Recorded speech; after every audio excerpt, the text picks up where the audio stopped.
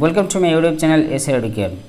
আজকের ক্লাসে নিয়ে এসেছি ইডিয়মস অ্যান্ড ফ্রেজেসের উপর প্র্যাকটিস সেট 3, যেখানে আলোচনা করা হয়েছে বিভিন্ন প্রতিযোগিতামূলক পরীক্ষায় আসা ইডিয়মস অ্যান্ড ফ্রেজেসের উপর 10টি কোয়েশ্চেন্স।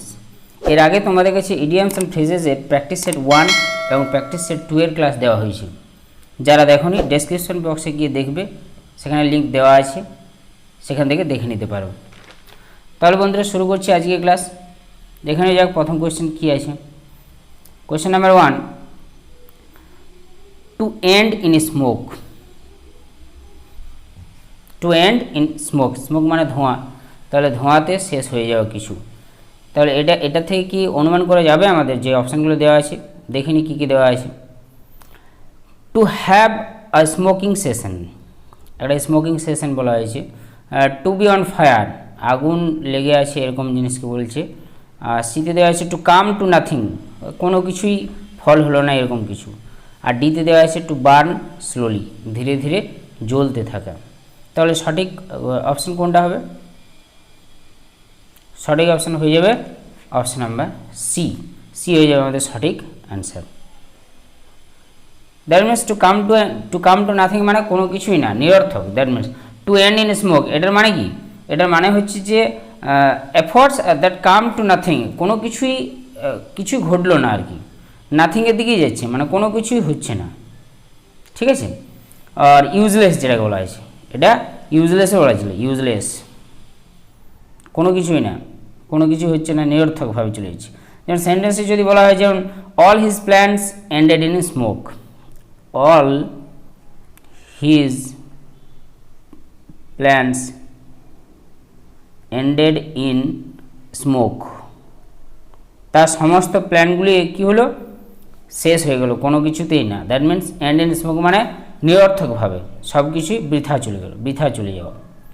কোয়েশ্চেন নাম্বার 2তে কী দেওয়া আছে দেখি। Got the sack, that means question number 2তে গট দ্য স্যাক দেওয়া আছে, তার মানে কি? প্রথম অপশানে কী দেওয়া আছে? রিজাইন্ড। বিতে দেওয়া আছে goat read of.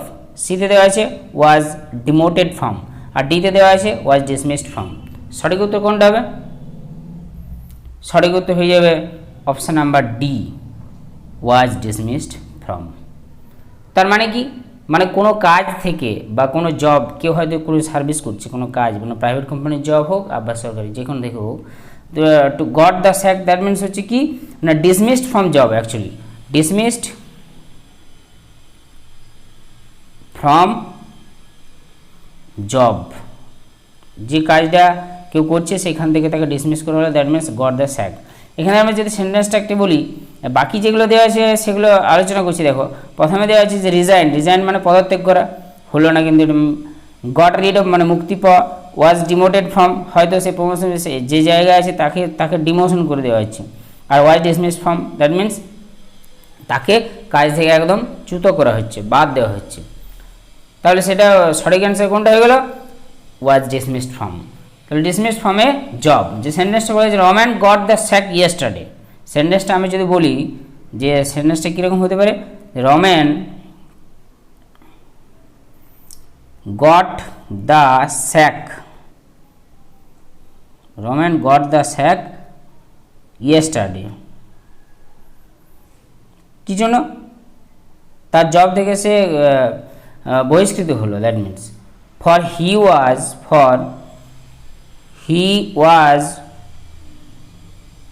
Always late for his office, সে বরাবরই কী করতেছে?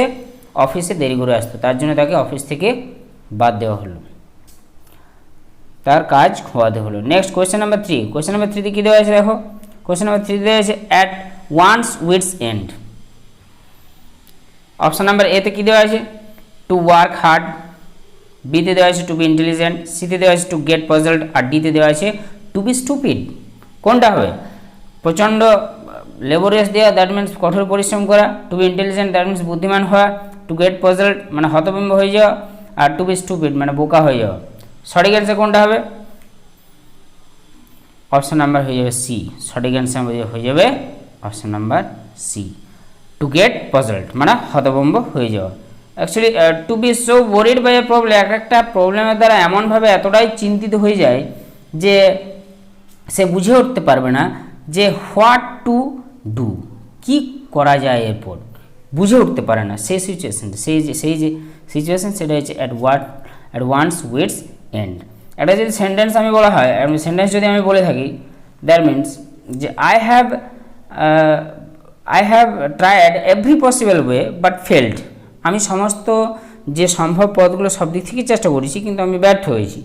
Now I am at my wits and, এখন আমি আমার পারপ্লেক্সড অবস্থায়, মানে কিংকর্তব্য বিমূঢ়, কোনো কিছু বুঝতে পারছি না, হঠাৎ পাজলড অবস্থায় হতভম্ব হয়ে গেছি, এখন কিছুই বুঝে উঠতে পারছি না। ঠিক আছে, তাহলে নেক্সট কোয়েশ্চেনে চলে যাচ্ছি। কোয়েশ্চেন নাম্বার 4-এ কী দেওয়া আছে? দেখো কোয়েশ্চেন নাম্বার 4-এ আছে a bolt from the blue. দেখো ব্লু মানে কি, এখানে একটা আমরা দেখতে বুঝে উঠতে পারি ব্লু স্কাইয়ের রং হয়, তাহলে স্কাই থেকে বোল্ট মানে জানো তো বজ্র। তাহলে সেই জিনিসটা কার সাথে তুলনা করতে পারি আমরা, এখান থেকে আমরা কিছুটা হয়তো বুঝতে পারবো যদি সেন্টেন্সগুলো আমরা ঠিকঠাক দেখি। অপশনগুলো দেখাচ্ছি, সামথিং আনএক্সপেক্টেড, এমন কিছু যেটা অপ্রত্যাশিত। সামথিং হরাইবল, এমন কিছু যেটা ভয়াবহ। সামথিং আনপ্লেজেন্ট, এমন কিছু যেটা অমনোরম প্রকৃতির আর কি, যেটা প্রতিকূল। সামথিং আনএক্সপেক্টেড অ্যান্ড আনপ্লেজেন্ট, এমন কিছু যেটা আনএক্সপেক্টেড মানে অপ্রত্যাশিতও বটে, অপ্রত্যাশিত আর আনপ্লেজেন্টও বটে, দুটোই বটে। তাহলে সঠিক অ্যান্সার কোনটা হবে? সঠিক অ্যান্সার হয়ে যাবে অপশান নাম্বার ডি, দুটোই কিন্তু।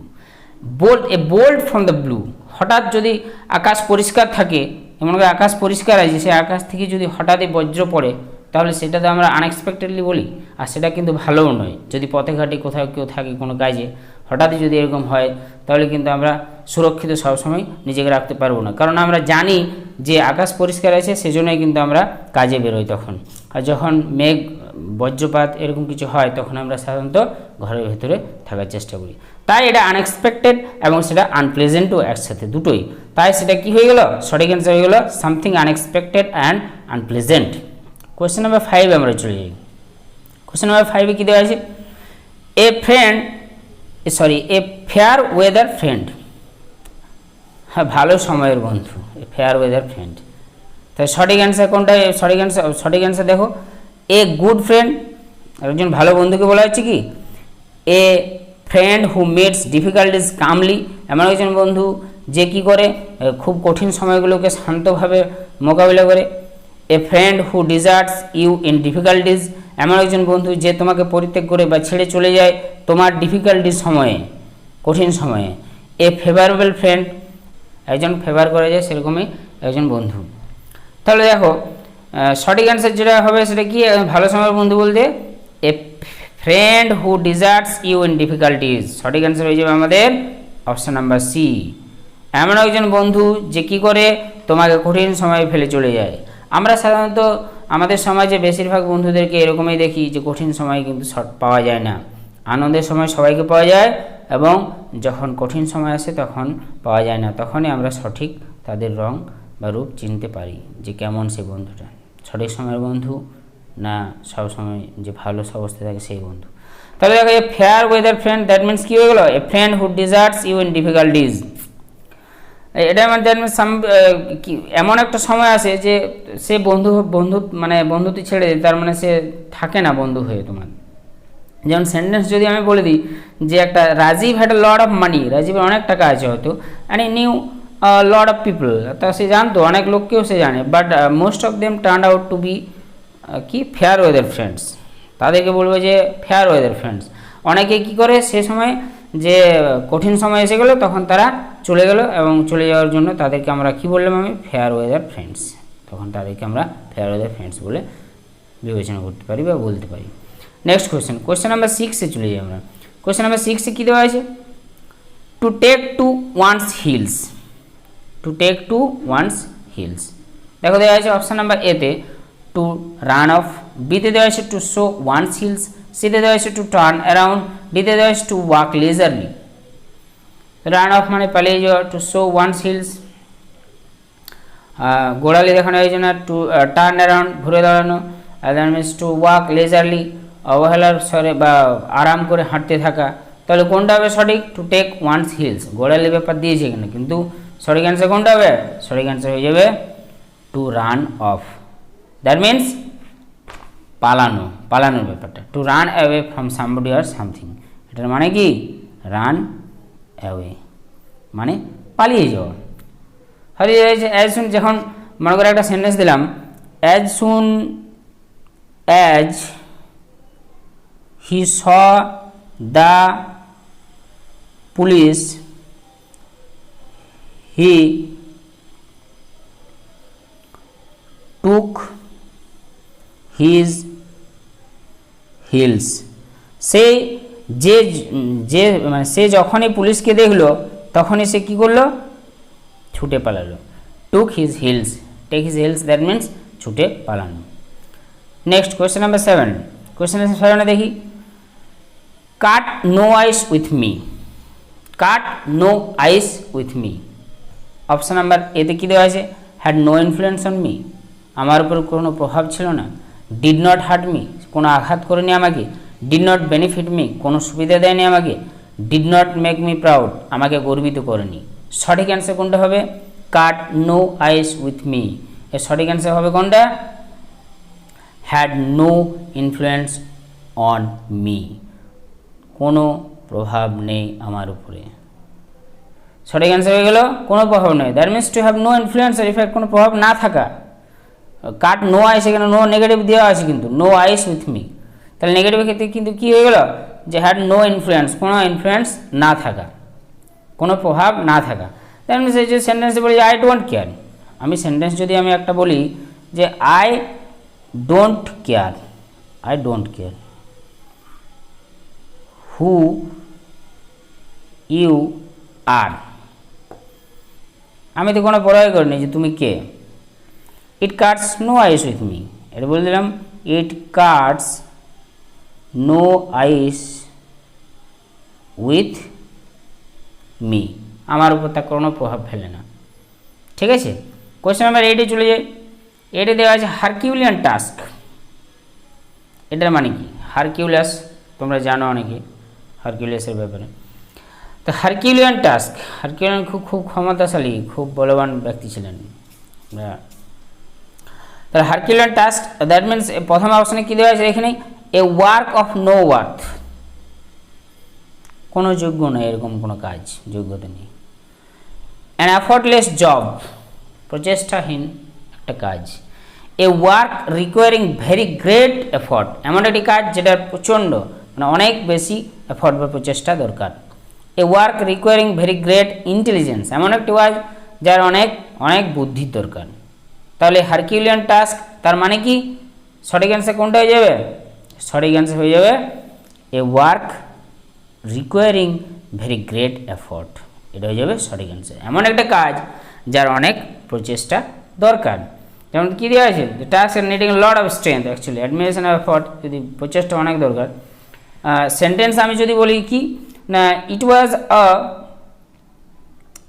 Matter of Herculean task for me, আমার ক্ষেত্রে এটা কিন্তু একটা হারকিউলিয়ান টাস্কের ব্যাপার ছিল। কিসের জন্য,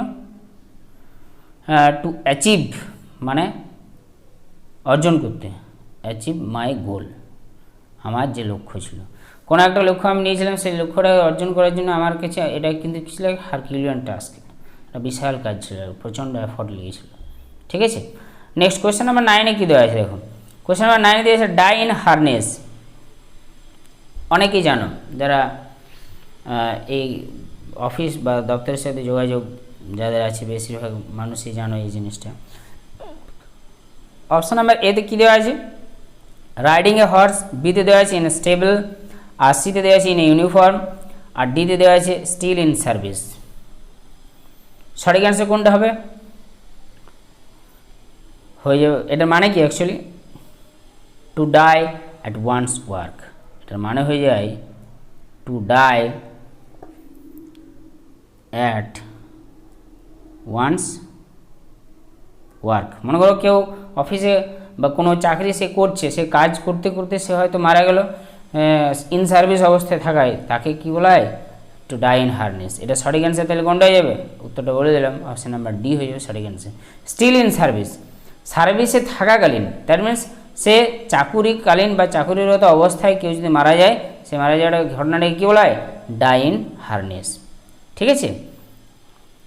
question number 10 and it is the final and last question of this set. Question number 10 কী দেওয়া আছে? Leaves and bounds. Leaves and bounds means এতে দেওয়া আছে র্যাপিডলি মানে খুব দ্রুত গতিতে, বিতে দেওয়া আছে স্লোলি ধীরে ধীরে, সিতে দেওয়া আছে পিসফুলি মানে শান্তিপূর্ণভাবে, আর ডি দেওয়া আছে স্ট্রংলি মজবুতভাবে। সঠিক অ্যান্সার কোনটা হবে? সঠিক অ্যান্সার হয়ে যাবে লিভস অ্যান্ড বাউন্ডস মিনস মানে কি? Leaps and bounds means very quickly, এটাগুলো কি? ভেরি কুইকলি মানে খুব দ্রুত গতিতে আর কি। তাহলে দ্রুত গতি কোনটা এখানে আছে?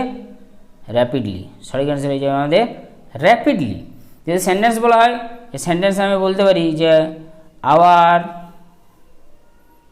কান্ট্রি ইজ, আমাদের কান্ট্রি কী করছে? প্রোগ্রেস করছে মনে করো, তাহলে প্রোগ্রেসিং অনেক উন্নতি করছে, বাই লিভস অ্যান্ড বাউন্ডস, অনেক গতিতে প্রচণ্ড গতিতে আমাদের দেশ উন্নতি করছে। তাহলে লিভস অ্যান্ড বাউন্ডস মানে বুঝতে পেরেছো ভেরি কুইকলি, খুব দ্রুত গতিতে। আজকে তাহলে বন্ধুরা ক্লাসটা কেমন লেগেছে অবশ্যই কমেন্ট বক্সে জানাবে, এবং যদি ভালো লাগে তাহলে অবশ্যই লাইক করবে। Thank you.